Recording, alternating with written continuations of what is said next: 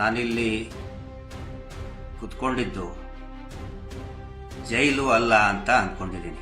ಗಿರೀಶ್ ಮಟ್ಟಣ್ಣ ಅವರ ಅರೆಸ್ಟ್, ವಿಠಲ್ ಗೌಡ್ರ ಅರೆಸ್ಟ್ ಸುದ್ದಿ ಕೇಳಿ ಕೇಳಿ ಕೊಲೆಗಡಕರ ವಿರುದ್ಧ, ಭೂ ಕಬಳಿಕೆ ಮಾಡುವರ ವಿರುದ್ಧ, ಅಕ್ರಮ ಮೀಟರ್ ಬಡ್ಡಿ ದಂಧೆಯ ವಿರುದ್ಧ ಹೋರಾಟ ಮಾಡಬೇಕಾದ್ರೆ ಅಥವಾ ಅವರನ್ನ ಪ್ರಶ್ನೆ ಮಾಡಬೇಕಾದ್ರೆ ಅವರು ಬಳಸ್ತಾ ಇದ್ದಿದ್ದೇನು? ದೇವಸ್ಥಾನದ, ಹಿಂದೂ ದೇವಸ್ಥಾನದ ವಿರುದ್ಧ ಸಂಚು. ಇಮೇಲ್ ಪ್ರತಿಯೊಂದು ದಾಖಲೆಗಳು ಇಂಚಿಂಚು ನಮ್ಮ ಯಾರ್ಯಾರು ಹೋರಾಟಗಾರರಿದ್ದೀವಿ, ಮಹೇಶ್ ಶೆಟ್ಟಿ ತಿಮ್ಮರೋಡಿ ಅವರು ಇರಬಹುದು, ಎಲ್ಲರದು ಕೂಡ ಇಂಚಿಂಚು ಜಾಲಾಡಿದ್ದಾರೆ. ಸಂಚು ಏನಾದ್ರೂ ಸಿಕ್ತಾ? ಅತ್ಯಾಚಾರಿಗಳನ್ನ ರಕ್ಷಣೆ ಮಾಡುವಂತಹ ದೊಡ್ಡ ಸಂಚು ನಡೆದಿದೆ. ಬೇರೆ ಬೇರೆ ದೇಹದ ಅವಶೇಷಗಳು 8 ಇನ್ನೂ ಜಾಸ್ತಿನೂ ಕೂಡ ಹರಡ್ಕೊಂಡಿದೆ. ಅಲ್ಲಿ ಸಿಕ್ಕಾಪಟ್ಟೆ ಹರಡ್ಕೊಂಡಿದೆ. ಒಂದು ಗೃಹ ಸಚಿವ ಹುದ್ದೆಯನ್ನೇ ದುರ್ಬಳಕೆ ಮಾಡಿಕೊಂಡಿದ್ದಾರೆ. ಅದು ಯಾರು?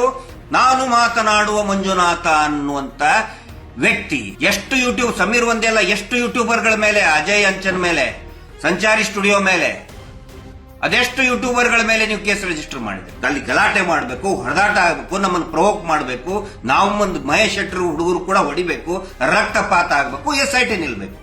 ಇದು ಒಳಸಂಚು. ಇದರ ತನಿಖೆ ಆಗಬೇಕು, ಆಗಲೇಬೇಕು. ಸರ್, ನನಗೆ ರಾಕೇಶ್ ಶೆಟ್ಟಿ ಫೋನ್ ಮಾಡಿದ್ದ, ಹೆದರಿಕೆ ಹಾಕ್ತಾ ಇದ್ದಾನೆ ಅಥವಾ ಇನ್ನೇನಾದ್ರೂ ಬೇಕಾ? ಎರಡೂ ಕೇಳಿದಾನೆ. ಏನಾದ್ರೂ ಬೇಕಾ?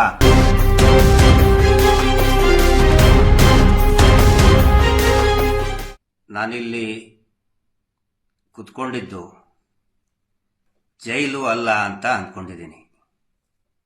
ಯಾಕಂತ ಹೇಳಿದ್ರೆ ಕಳೆದ ಒಂದು 15 ದಿನದಿಂದ ಗಿರೀಶ್ ಮಟ್ಟಣ್ಣ ಅವರ ಅರೆಸ್ಟ್, ವಿಠಲ್ ಗೌಡ್ರ ಅರೆಸ್ಟ್ ಸುದ್ದಿ ಕೇಳಿ ಕೇಳಿ ಆನಂತರ ಈ ಸುದ್ದಿ ಬರಬೇಕಾದ್ರೆ ಎಷ್ಟೋ ಸರಿ ನಾನು ಬೆಳಗ್ಗೆ SIT ಆಫೀಸಿಗೆ ಹೋಗಬೇಕಾದ್ರೆ ನಮ್ಮ ಜೊತೆಗಿರೋರು ವಿಡಿಯೋ ಆನ್ ಮಾಡಿದ್ರೆ, ಯೂಟ್ಯೂಬ್ ನ್ಯೂಸ್ ಆನ್ ಮಾಡಿದ್ರೆ ಗಿರೀಶ್ ಮಟ್ಟಣ್ಣ ಅವರ ಅರೆಸ್ಟ್ ಅಂತ ಬರ್ತಾ ಇತ್ತು. ರಾತ್ರಿ ಒಂದೊಂದು ಸಾರಿ 10:30, 11 ಗಂಟೆಗೆ ಬರ್ತಾ ಇದ್ವಿ. 12 ಗಂಟೆ, 2 ಗಂಟೆಗೂ ಕೂಡ SIT ಕಚೇರಿ ಹತ್ರ ವಾಪಸ್ ಬಂದಿದ್ದುಂಟು. ಅವಾಗಲೂ ಕೂಡ ಗಿರೀಶ್ ಮಟ್ಟಣ್ಣ ಅವರು ಯಾವ ಸಂದರ್ಭದಲ್ಲಿಯೂ ಅರೆಸ್ಟು, ವಿಠಲ್ ಗೌಡ್ರು ಯಾವ ಸಂದರ್ಭದಲ್ಲಿಯೂ ಬಂಧನ. ಇವತ್ತು ಬಳಕೆ ಆಗ್ತಾ ಇಲ್ಲ.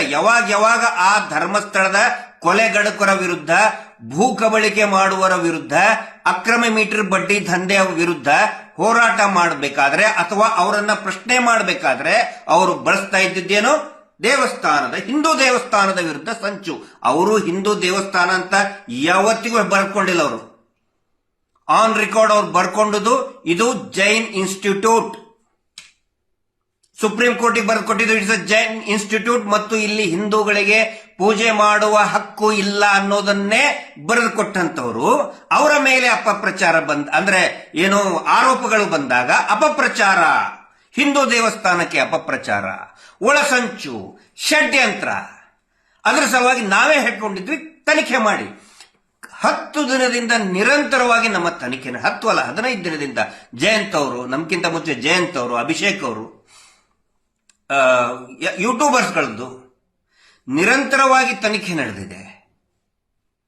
ಏನಾದರೂ ಇಂಚಿಂಚು ಕೂಡ ನಮ್ದು ಜಾಲಾಡಿದ್ದಾರೆ. ನನ್ನ ಮೊಬೈಲು, ಇಮೇಲ್ ಪ್ರತಿಯೊಂದು ದಾಖಲೆಗಳು ಇಂಚಿಂಚು ನಮ್ಮ ಯಾರ್ಯಾರು ಹೋರಾಟಗಾರರಿದ್ದೀವಿ, ಮಹೇಶ್ ಶೆಟ್ಟಿ ತಿಮ್ಮರೋಡಿ ಅವರು ಇರಬಹುದು, ಎಲ್ಲರದು ಕೂಡ ಇಂಚಿಂಚು ಜಾಲಾಡಿದ್ದಾರೆ. ಸಂಚು ಏನಾದ್ರೂ ಸಿಕ್ತಾ? ಅದನ್ನ SIT ಅವರು ತಕ್ಷಣ ಹೇಳಕ್ಕಾಗಲ್ಲ. ನಾವು ರಿಕ್ವೆಸ್ಟ್ ಮಾಡ್ಕೊಳ್ಳೋದು ರಾಜ್ಯ ಸರ್ಕಾರಕ್ಕೆ, ದಯವಿಟ್ಟು ಅದನ್ನ ಹೇಳಿ ಏನಾದ್ರೂ ಸಂಚಿದೆ. ಯಾಕೆಂದ್ರೆ 15 ದಿನವರೆಗೆ ಕಂಟಿನ್ಯೂಸ್ ಆಗಿ ತನಿಖೆ ಮಾಡಿದ್ರಲ್ಲ, ಏನಾದ್ರೂ ಸಿಕ್ತಾ?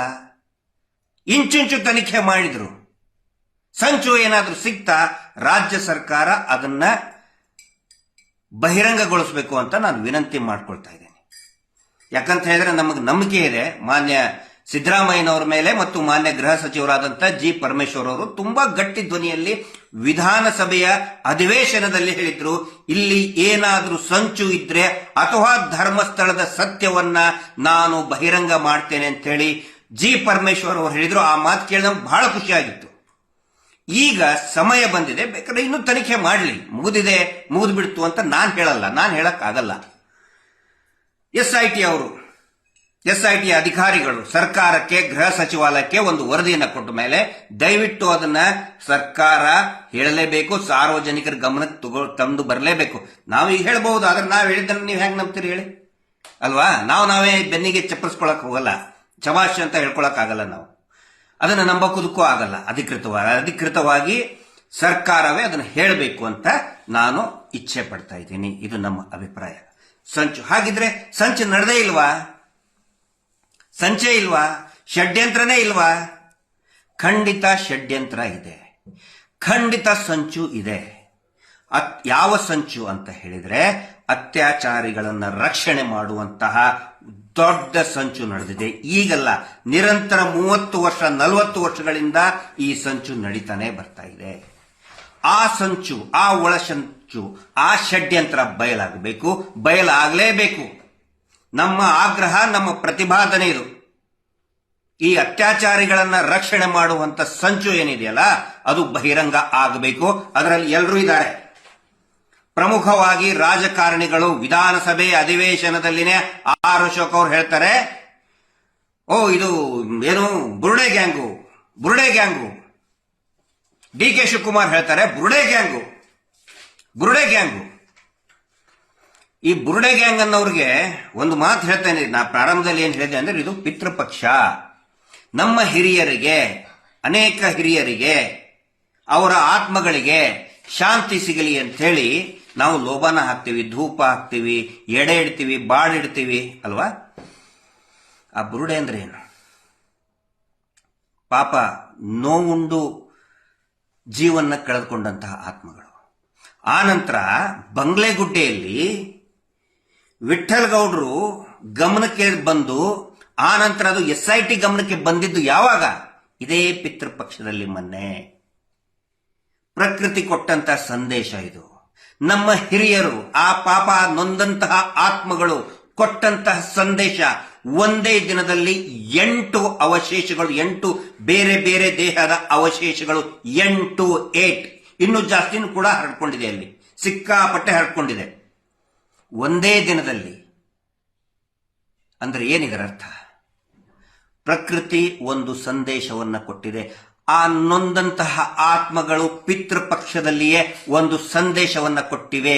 ಏನು ಅಂತ ಹೇಳಿದ್ರೆ, ನಮಗೂ ನ್ಯಾಯ ಕೊಡಿಸಿ, ನ್ಯಾಯಕ್ಕೆ ನಾವು ಹಕ್ಕುದಾರರು, ನಮ್ಮ ಧ್ವನಿಯನ್ನು ಕೂಡ ಕೇಳಿಸ್ಕೊಳ್ಳಿ ಅಂತ ಹೇಳಿ ಆ ನೊಂದಂತಹ ಆತ್ಮಗಳು ಪಿತೃಪಕ್ಷದಲ್ಲಿಯೇ ಒಂದು ಸಂದೇಶವನ್ನ, ತನಿಖೆಯ ತಂಡಕ್ಕೆ ಅಂದ್ರೆ SITಗೆ ಒಂದು ಸಂದೇಶವನ್ನ, ರಾಜ್ಯ ಸರ್ಕಾರಕ್ಕೆ ಒಂದು ಸಂದೇಶವನ್ನ ಕೊಟ್ಟಿವೆ. ನಮಗೂ ನ್ಯಾಯ ಕೊಡಿಸಿ. ಪಿತೃಪಕ್ಷ ಅಂದ್ರೆ ನಾವು ಬಾಡಿಟ್ಟು, ಧೂಪ, ಲೋಬಾನ ಹಚ್ಚಿ, ಆಮೇಲೆ ಬಾಡ್ ತಿಂದು, ಸರಾಯಿ ಕುಡಿದು ಅದಷ್ಟೇ ಅಲ್ಲ. ಇದು ನಿಜವಾದ ಪಿತೃಪಕ್ಷ.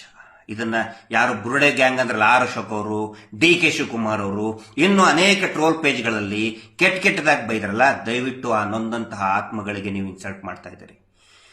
ನಮಗ್ ಮಾಡ್ತಾ ಇದ್ದೀರಿ ಗೊತ್ತಿದೆ, ನಾವು ಸಹಿಸ್ಕೋತೀವಿ. ಆದರೆ ನೊಂದಂತಹ ಆತ್ಮಗಳಿಗೆ ಇನ್ಸಲ್ಟ್ ಮಾಡಬೇಡಿ.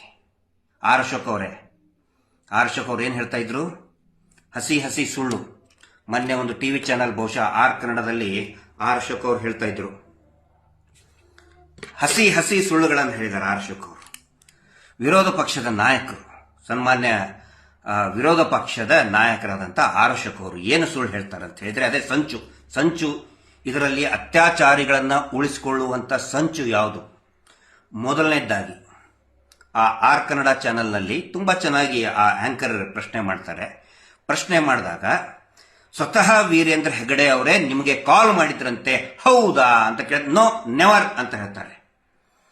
ಆದರೆ ಆ ಪ್ರಭಾವಿ ವ್ಯಕ್ತಿ, ತಾನು ಮಾತನಾಡುವ ಮಂಜುನಾಥ ಅಂತ ಕರೆಸಿಕೊಳ್ಳುವಂತ ವ್ಯಕ್ತಿ 2013ರಲ್ಲಿ ಹೇಳ್ತಾರೆ, ನೋಡಿ, ಸೌಜನ್ಯ ಪ್ರಕರಣ ನಡೆದಾಗ ತಕ್ಷಣವೇ ಗೃಹ ಸಚಿವರಿಗೆ ನಾನು ಫೋನ್ ಮಾಡಿ ನಾನೇ ಅವರಿಗೆ ತಿಳಿಸಿದ್ದೆ, ಇದನ್ನ ಸರಿಯಾಗಿ ತನಿಖೆ ಮಾಡಬೇಕು ಅಂತ ನಾನೇ ಹೇಳಿದ್ದೆ ಅಂತ ಅವ್ರು ಹೇಳ್ತಾರೆ.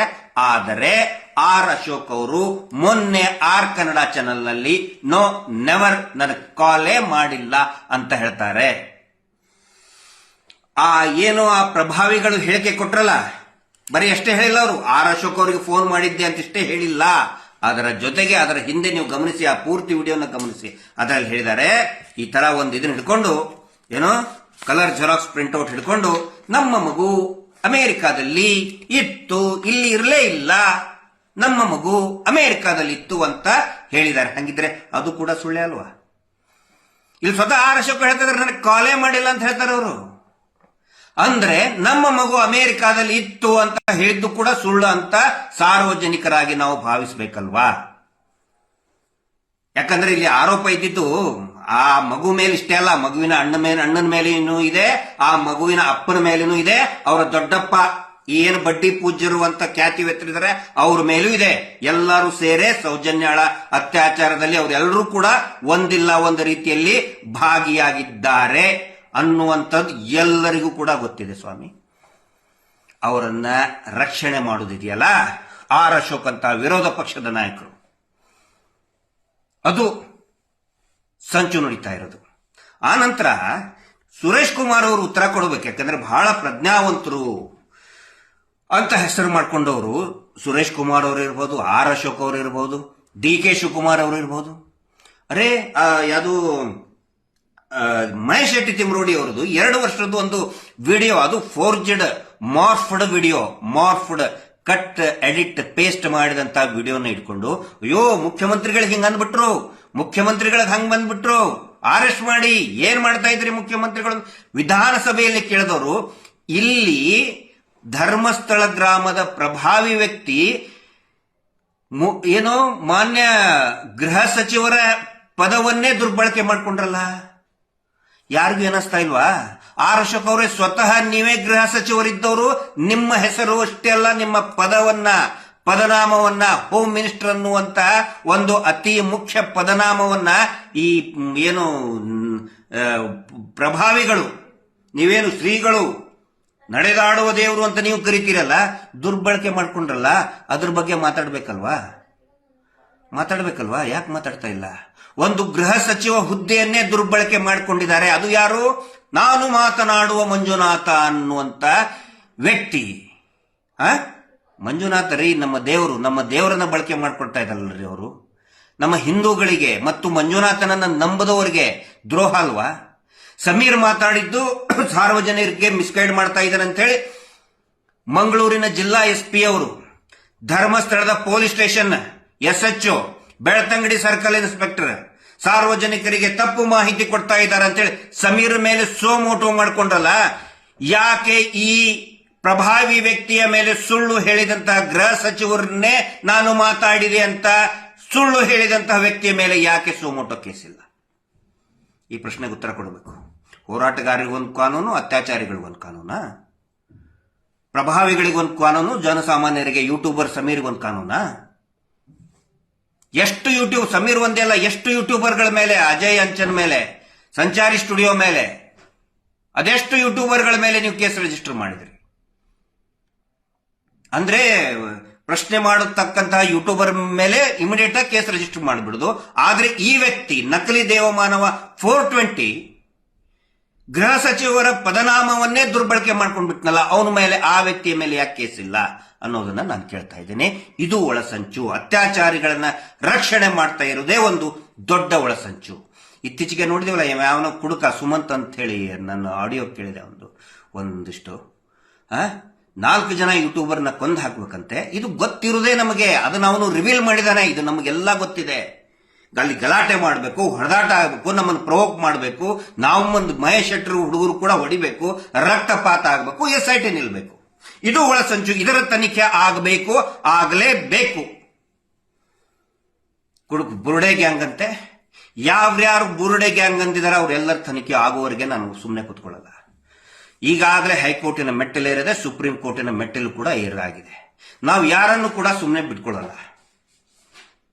ಇದು ಗೊತ್ತಿರಲಿ, ಒಳಸಂಚು ಬಯಲಾಗಲೇಬೇಕು. ನಾನು ಮಾನ್ಯ ಗೃಹ ಸಚಿವರಿಗೆ ವಿನಂತಿ ಮಾಡ್ಕೊತಾ ಇದ್ದೀನಿ, ಈ ಅತ್ಯಾಚಾರಿಗಳನ್ನ ರಕ್ಷಣೆ ಮಾಡೋದಕ್ಕೆ ಏನೇನು ಒಳಸಂಚು ಬಂತು ಅದೆಲ್ಲವೂ ಕೂಡ ಬಯಲಾಗಬೇಕು. ಇಲ್ಲ ಅಂತ ಹೇಳಿದ್ರೆ ಬರೀ ಒಂದ್ ಸೈಡ್ ಬುರುಡೆ ಗ್ಯಾಂಗ್ ಅಂತ ಹೇಳಿದ್ರು ನಾವು ಅನಿಸ್ಕೊಂಡು ಯಾಕಂತ ಹೇಳಿದ್ರೆ ನಮಗಾಗ್ತಾ ಇರುವಂತಹ ಅಪಮಾನ ಅವಳಿಗೆ ಏನಾಗಿದೆಯಲ್ಲ, ಆನಂತರ ಅನೇಕ ಜನರಿಗೆ ಅತ್ಯಾಚಾರ ಆಗಿ ಕೊಲೆಯಾಗಿ ಸತ್ತು ಹೋಗಿದಾರಲ್ಲ, ಅವ್ರಿಗೆ ಆದಂತಹ ನೋವು ಅವಮಾನದ ಮುಂದೆ ನಮ್ಮದು ಏನೂ ಇಲ್ಲ ಅನ್ನೋ ಒಂದೇ ಒಂದು ಕಾರಣಕ್ಕೆ ನಾವು ಸುಮ್ಮನೆ ಇಟ್ಟಿದ್ದೀವಿ. ಆದರೆ ಈ ಒಳಸಂಚು ಚಿನ್ನಯ್ಯನ ಬಗ್ಗೆ ಬರ್ತದೆ ಈಗ. ಹಾಗಿದ್ರೆ ಈಗ ಬಂಗ್ಲೆಗುಡ್ಡದಲ್ಲಿ ಸಿಗ್ತಾ ಇದೆಯಲ್ಲ ಚಿನ್ನಯ್ಯ, ಯಾಕೆ ತೋರಿಸ್ಲಿಲ್ಲ? ಅದರಲ್ಲಿನೂ ಕೂಡ ಒಂದು ಒಳಸಂಚು ನಡೆಯಿತು. ನೇರವಾಗಿ ನನ್ನ ಕಿವಿಗೆ ಬಿದ್ದಿದ್ದು ನಾನು ಹೇಳ್ತಾ ಇದ್ದೆ, ನೇರವಾಗಿ ನನ್ನ ಕಿವಿಗೆ ಬಿದ್ದಿದ್ದು. ಯಾವಾಗ ಇವನು ಚಿನ್ನಯ್ಯ ವ್ಯತಿರಿಕ್ತ ಹೇಳಿಕೆಯನ್ನು ಕೊಟ್ಟ ನನಗೆ ಗೊತ್ತೇ ಇಲ್ಲ, ಆವಾಗ ಚಿನ್ನಯ್ಯನ ಸ್ವಂತ ಒಡ ಹುಟ್ಟಿದ ಅಕ್ಕನ ನನಗೆ ಫೋನ್ ಮಾಡಿ, ಸರ್ ನನಗೆ ರಾಕೇಶ್ ಶೆಟ್ಟಿ ಫೋನ್ ಮಾಡಿದ್ದ, ಹೆದರಿಕೆ ಹಾಕ್ತಾ ಇದ್ದಾನೆ ಅಥವಾ ಇನ್ನೇನಾದ್ರೂ ಬೇಕಾ, ಎರಡೂ ಕೇಳಿದಾನೆ, ಏನಾದ್ರೂ ಬೇಕಾ ಸರ್, ನನ್ನ ಮಣ್ಣನಿಗೆ SITಗೆ ಹ್ಯಾಂಡ್ ಓವರ್ ಮಾಡಬಾರ್ದು. ಯಾಕಮ್ಮ ಮಾಡಬಾರ್ದು? ಇಲ್ಲ ಸರ್, ಅವನಿಗೆ ಎಲ್ಲಾ ಗೊತ್ತಿದೆ. ನಮ್ಮ ತಮ್ಮನಿಗೆ ಅಣ್ಣ ಅಲ್ಲ, ಅವನಿಗೆ ತಮ್ಮ ಆಗಬೇಕು ಚಿನ್ನಯ್ಯ, ಅವಳಿಗೆ ನನ್ನ ತಮ್ಮನಿಗೆ ಎಲ್ಲಾ ಪ್ರತಿಯೊಂದು ಗೊತ್ತಿದೆ. ಅವನನ್ನ ಅರೆಸ್ಟ್ ಮಾಡಿದ್ರೆ ವಾಪಸ್ ಬರಲ್ಲ ಸರ್, ದಯವಿಟ್ಟು ಅವನ್ನ ಏನೋ ಹ್ಯಾಂಡ್ ಓವರ್ ಮಾಡಬೇಕು, ಹೋಗಬೇಡಿ. SIT ಅವ್ರಿಗೆ ನಾನು ಕೇಳ್ಕೊತೀನಿ, ಅವನಿಗೆ SITಗೆ ಹ್ಯಾಂಡ್ ಓವರ್ ಮಾಡಬಾರ್ದು. ಒಳಸಂಚು ನಡೆಸಿದವ್ರು ಯಾರು? ರಾಕೇಶ್ ಶೆಟ್ಟಿ ಹೆಸರು ಯಾಕೆ ಹೇಳಿದ್ಲು ಅವಳು? ಅವ್ರ ತನಿಖೆ ಯಾಕಿಲ್ಲ? ಆಗ್ಬೇಕು ಬೇಡ? ನಾವೆಲ್ಲ ಅನಿಸ್ಕೊಂಡು ನ್ಯಾಯ ಸಿಗುತ್ತೆ ಸುಮ್ಮನೆ ಇದ್ದೀವಿ. ಯಾವುದೇ ಅಂದ್ರೆ ಸಾಕ್ಷ್ಯ ಆಧಾರದ ಕೊರತೆಯಿಂದ ಸಂತೋಷ್ ರಾವ್ ರಿಲೀಸ್ ಆದ್ನಂತೆ. ಸಾಕ್ಷ್ಯ ಆಧಾರಗಳ ಕೊರತೆಯಿಂದ. ಆರ್ ಅಶೋಕ್ ಅವರೇ, ಸ್ವಲ್ಪ ದಯವಿಟ್ಟು ಹೋಮ್ವರ್ಕ್ ಮಾಡ್ಕೊಂಡು ಬನ್ನಿ. ಯಾವ್ದಾದ್ರು ಟಿವಿ ಚಾನಲ್ಗೆ ಹೋಗ್ಬೇಕಾದ್ರೆ, ಅಧಿವೇಶನಕ್ಕೆ ಹೋಗ್ಬೇಕಾದ್ರೆ ಸ್ವಲ್ಪ ಹೋಮ್ವರ್ಕ್ ಮಾಡ್ಕೋಬೇಕಂದ್ರೆ, ಯಾಕಂದ್ರೆ ನೀವು ಬಹಳ ದೊಡ್ಡ ಪದವಿಯಲ್ಲಿದ್ದೀರಿ. ಇದು order copy in the court of the additional city civil and session judge, POCSO ಕೇಸಲ್ಲಿ ಕೋರ್ಟ್ ಅಲ್ಲಿ ಆದಂತಹ ಆದೇಶ ಪ್ರತಿ ಇದು. ಆರ್ ಅಶೋಕ್ ಅವರಿಗೆ ಇದನ್ನು ಸಮರ್ಪಣೆ ಮಾಡ್ತಾ ಇದ್ದೀನಿ.